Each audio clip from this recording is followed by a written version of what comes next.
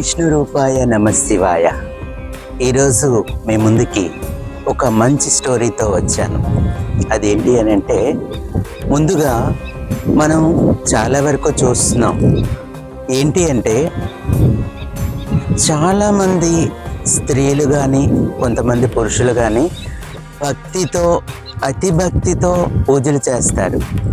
చాలా ఉపవాసాలు ఉంటూ మడితో తడితో చాలా వరకు చేస్తారు. ఒక లేడీ పూజ చేస్తుండేటప్పుడు ఎవరైనా సరే ధర్మం అనుకుంటూ వాళ్ళు వస్తే, అమ్మా ఆయన్ని పంపించే, నేను పూజలో ఉన్నాను అని తప్పించుకుంటారు. అయితే ఒకటి ఉందండి, వేమన గారు చెప్పారు, ఆత్మ శుద్ధి లేని ఆచారం అది ఎలా, భాండ శుద్ధి లేని పాకమేళ, చిత్త శుద్ధి లేని శివపూజలేలరా, విశ్వదాభిరామ వినురవేమ. ఆత్మని శుద్ధిగా ఉంచుకొని మనం అడిగిన వాళ్ళకి, అంటే ఎవరైతే ఆపదలో ఉన్నారో వాళ్ళకి లేదనకుండా మనం దానం చేయటం అనేది ఉత్తమం అండి. మనం పూజలు చేస్తున్నాం, పరమేశ్వరునికి భక్తితో పూజలు చేస్తున్నాం, వెంకటేశ్వర స్వామికి మొక్కుతున్నాం, షిరిడి సాయిబాబాకి మొక్కుతున్నాం. కానీ మనం చేసేదేంటి, ఎవరైనా ఆపదలో ఉన్నారు అని అంటే మనం వెంటనే రెస్పాండ్ అవ్వలేకపోతున్నాం. అది కాదండి, భగవత్ తత్వం ఏది అని అంటే, ఎవరైతే కష్టంలో ఉన్నారో వాళ్ళని మనం ఆదుకోగలగటం అనేదే భగవత్ తత్వం అండి. అప్పుడు భగవంతుడు కూడా మనల్ని చూస్తాడు. మనం ఎంత నియమనిష్ఠులతో పూజలు చేసినా, ఎంత మడికి తడితో ఉన్నా కానీ మనం ఏదైతే హెల్ప్ చేయలేనినాడు, ఎదుటి వ్యక్తికి సహాయపడినాడు, ఆ పూజలన్నీ వేస్ట్ అండి, పనికిరానివే. అయితే ఏదైతే మీరు భగవంతుని పూజించేటప్పుడు కూడాను నిష్కల్మషంగా, మీ మనసులో ఎటువంటి ఆలోచనలు లేకుండా, చాలామంది మనం చూస్తుంటాం పూజలు చేస్తూ పొయ్యి పైన ఏదైనా కూరలు తాలింపులు పెట్టారు అని అంటే వాటిని మధ్యలో వెళ్ళి చూడటం, మరలా పూజ గదిలో కూర్చోవటం, ఇట్లాంటివి జరుగుతాయి. కాదండి, ఇలా చేయడం కరెక్ట్ కాదు. ఏదైనా మనం 5 నిమిషాలు పూజించినా 10 నిమిషాలు పూజించినా కానీ మనం నిష్కల్మషంగా ఆ కొద్దిసేపు మన మైండ్లో ఎటువంటి ఆలోచనలు లేకుండా, ఎటువంటి మైండ్లో ఇంకా తెచ్చుకోకూడదు, ఏమీ తెచ్చుకోకూడదు. కేవలం మనం భగవంతుని పూజిస్తున్నాం. నిష్కల్మషంగా మన మనసులో ఎటువంటి భావాలు లేకుండా, ఎటువంటి భావాలు అంటే ఎటువంటి చెడు భావాలు లేకుండా మనకి మనముగా పూర్తిగా అర్పించుకోగలిగితే ఖచ్చితంగా దానికి ఫలితం ఉంటుందండి. శివుడు ఎప్పుడూ కూడా మనకి పరీక్ష పెట్టి మనకి మేలు చేస్తాడంట. అందుకు ముఖ్యంగా మనం చెప్పుకునేది తిన్నడి స్టోరీ. తిన్నడి స్టోరీ ఏంటి? తిన్నడు గత జన్మలో అర్జునుడండి. అర్జునుడిగా ఉండేటప్పుడు, ద్వాపర యుగంలో అర్జునుడిగా ఉండేటప్పుడు పాశుపతాస్త్రాన్ని ఈశ్వరుని కోరుకుంటాడు. అర్జునునికి పరీక్ష చేయదలిచి ఈశ్వరుడు ఆ అడవిలోకి ఒక బోయవాని రూపంలో వస్తాడు, వేటగాడి రూపంలో వస్తాడు. వచ్చేటప్పుడు అనుకోకుండా ఒక వరాహానికి అర్జునుడు బాణం వేస్తారు, అలాగనే ఈశ్వరుడు కూడా బాణం వేస్తారు. ఇద్దరు బాణాలు ఆ వరాహానికి తగిలినప్పుడు నాది అంటే నాది అని వాళ్ళిద్దరూ కూడా హోరాహోరీగా పోరు జరుగుతుంది. పోరు జరిగినప్పుడు ఓహో ఇంతటి వీరుడా అని చెప్పేసి ఈశ్వరుడు వెంటనే తన నిజస్వరూపాన్ని అర్జునునికి చూపించి అప్పుడు ఆ పాశుపతాస్త్రాన్ని అర్జునుడికి ఇస్తాడు. ఇచ్చేటప్పుడు అర్జునుడు ఆ పాశుపతాస్త్రాన్ని తీసుకుంటూ నాకు ముక్తిని ప్రసాదించాలి అని ఈశ్వరుని వేడుకుంటాడు. ఈశ్వరుని వేడుకుంటేటప్పుడు ఈశ్వరుడు, లేదు, నీకు నేను ఈ జన్మలో నేను ముక్తిని ప్రసాదించలేను.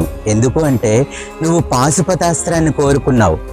పాశుపతాస్త్రం ఎదుటి వాళ్ళని నాశనం చేయటానికి, కాబట్టి నేను అందుకు నీకు ముక్తినైతే నేను ప్రసాదించలేను. వచ్చే జన్మలో నీకు ఖచ్చితంగా ముక్తిని ప్రసాదిస్తానని చెప్తాడు. చెప్పేటప్పుడు ఆ మరుజన్మలో తిన్నడుగా ఒక బోయవాని కుటుంబంలో శ్రీకాళహస్తీశ్వరుడు ఉండే ఆ పరిసర ప్రాంతాలలో ఒక బోయవాని కుటుంబంలో తిన్నడిగా జన్మిస్తాడు అర్జునుడు. తిన్నడిగా జన్మించినప్పుడు ఆ బోయరాజు కుటుంబంలో పుట్టేటప్పుడు చిన్నప్పటి నుంచి ఈ తిన్నడిగా ఉండేటప్పుడు ఎంత బోయవాని కుటుంబంలో పుట్టినా పుట్టుకతోనే అతనికి కనికారం, ప్రేమ, దయ, జాలి, అమాయకత్వం ఇవన్నీ పుట్టుకతోనే వస్తాయండి. వచ్చేటప్పుడు ఈలోగానే బోయరాజు తన కొడుకైన తిన్నడికి విలువిద్యలో మేటి అయ్యేటట్టు విలువిద్య నేర్పిస్తాడు. విలువిద్య నేర్పించి ధనుర్బాణాలు సంధించే ఇది, అలాగనే వేట, వాళ్ళ వృత్తి వేట కదా, జంతువుల్ని వేటాడటం, తినటం కదా. సో అది నేర్పించిన తర్వాత ఒకానొక రోజు వేటకై వెళ్ళిన తిన్నడికి చెట్టు కింద మధ్యాహ్నం వేట చేస్తూ నిద్రిస్తున్న సమయంలో పరమేశ్వరుడు కలలోకి వచ్చి, ఓ తిన్నా, నీకు అతి సమీపంలో శివలింగ రూపంలో నేనున్నాను, నువ్వు నన్ను అభిషేకించు, పూజించు అని చెప్పి అంతర్ధానం అవుతారు కలలో. వెంటనే తిన్నడు లేచి కూర్చుండేసరికి ఒక జింక చెంగున ఎగురుకుంటూ వెళ్ళిపోతూ ఉంటుంది. అప్పుడు తిన్నడు పరిగెత్తుకుంటూ ఆ లేడితో వెళ్ళంగానే కొంత దూరం వెళ్ళేసరికి అక్కడ దారిలో శివలింగం కనిపిస్తుంది. శివలింగం కనిపించేసరికి వెంటనే తిన్నడు, ఓ శివ, ఇక్కడ ఈ ఎండలో, ఈ వానలో నువ్వు ఇంత బాధపడుతూ ఇక్కడ ఉన్నావా? లేదు, నువ్వు ఇంత కష్టపడుతూ ఇక్కడ ఉండొద్దు. నీకెవరు రక్షిస్తారు? నీకు భోజనం ఎవరు పెడతారు? నువ్వు ఎలా తినకుండా నిద్రాహారాలు లేకుండా నువ్వు ఎలా ఉండగలుగుతావు? లేదు, నువ్వు ఇక్కడ ఉండొద్దు, నువ్వు నాతో పాటు వచ్చేయ్, ఇంటికి వెళ్ళిపోదాం అని చెప్పి అడుగుతాడు.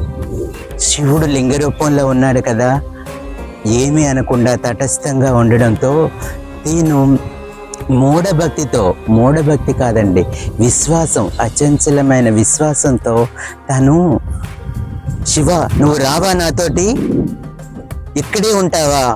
సరే, అయితే నువ్వు ఇక్కడే ఉండు, నీతో పాటు నేను కూడా ఇక్కడే ఉండిపోతాను, నీకు రోజు భోజనం పెడతాను, రోజు నీకు స్నానం చేయిస్తాను అని చెప్పి తాను తిన్నడు ఏం చేస్తాడు అంటే అక్కడ అడవి పందుల్ని వేటాడి ఆ మాంసాన్ని తెచ్చి ఆకులో పెట్టేటప్పుడు ఆకుతో మాంసం పట్టుకునేటప్పుడు అక్కడ దగ్గరలో కొలంలో ఉన్న వాటర్ని నోటిలో పుక్కిట్లో పట్టుకొని వచ్చి ఆ శివలింగంపై పుక్కిటితో పోసి కడిగి తనకి ప్రసాదంగా మాంసాన్ని ఇస్తాడు.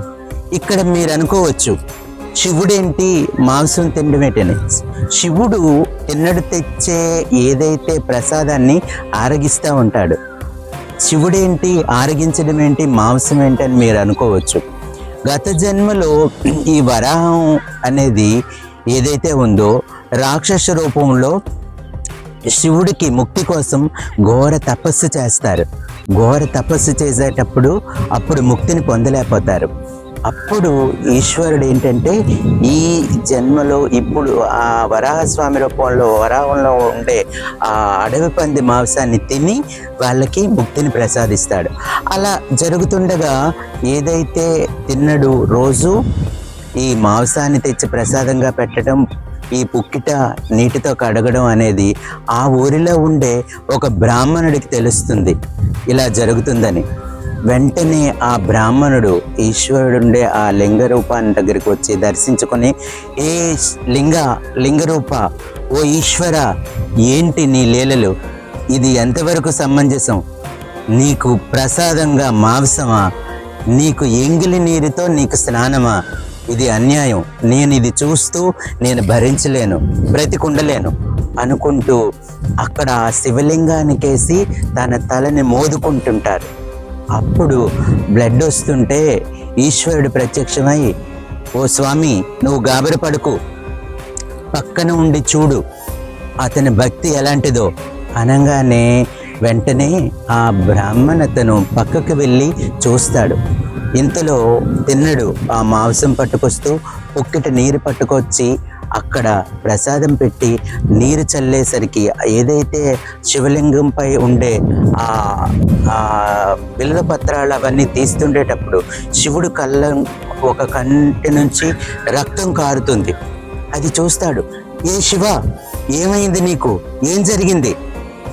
నీకు నేను ఎలా కాపాడగలను అని చెప్పి, ఓహో నీ కన్నుకి దెబ్బ తగిలింది కదా, అంటే నీ కన్నుకి దెబ్బ తగిలిందంటే నా కన్నుని నీకు అమరిస్తే నీ కన్ను నుంచి రక్తం ఆగుతుందేమో అని తన దగ్గరుండే విల్లు ఏదైతే అది తీసి దానితో ఆ కన్నుని తీసుకొని ఆ కన్నుని అమరుస్తాడు. అమర్చంగానే వెంటనే బ్లడ్ ఆగిపోతుంది, ఆ కన్ను పనిచేస్తుంది. అది ఆగుతుంది. కానీ శివుడు ఇంకా పరీక్ష పెట్టదలిచాడు. వెంటనే ఇంకొక కన్ను నుంచి కూడా రక్తం స్రవిస్తుంది. అప్పుడు ఏ శివ, నేనేం చెయ్యను? సరే ఒక కన్ను పెడితే నీకు రక్తస్రావం ఆగింది కదా, ఈ కన్ను కూడా నీకు పెట్టేస్తాను అనుకుంటూ తన కాలితో, ఎందుకంటే కళ్ళు కనిపించవు కదా, అందుకు తన కాలితో ఇంకొక కన్ను దగ్గర బొటన వేలుతో హద్దును పెట్టి ఇంకొక కన్నుని పొడుచుకునేంతలో ఈశ్వరుడు ప్రత్యక్షమై, ఓ తిన్నా, ఆగు, గాబరా పడకు అని చెప్పి ప్రత్యక్షమై, నువ్వు చాలా పరమ భక్తుడివి నాకు, కాబట్టి నిన్ను నాలో ఐక్యం చేసుకుంటున్నాను, నిన్ను ముక్తిని ప్రసాదిస్తున్నాను నీకు అని చెప్పి అనేసరికి వెంటనే అతను ఈశ్వరంలో ఐక్యమై ముక్తిని చెందాడు. ఎవరైతే పరమశివ భక్తుడుగా ఉన్న తిన్నడు తన కళ్ళు అర్పించాడు కాబట్టి కన్నప్పగా, అక్కడి నుంచి భక్త కన్నప్పగా పేరొందాడు. చూసారా ఎంత మూఢభక్తితో, అంటే నిష్కల్మషంగా పూజించిన తిన్నడికి ఈశ్వర సాన్నిధ్యం దొరికింది. అలాగనే ఇది మనం చెప్పుకుంటున్నది జరిగింది ఎక్కడ? శ్రీకాళహస్తి సమీపంలో. శ్రీకాళహస్తి మీకు స్టోరీని చూచాయిగా చెప్తాను. అదేంటి అంటే, అక్కడ ఏదైతే ఉండే లింగానికి మొదటగా సాలిపురుగు తన పట్టులతో ఆ లింగాన్ని కాపాడుతూ ఉంటుంది.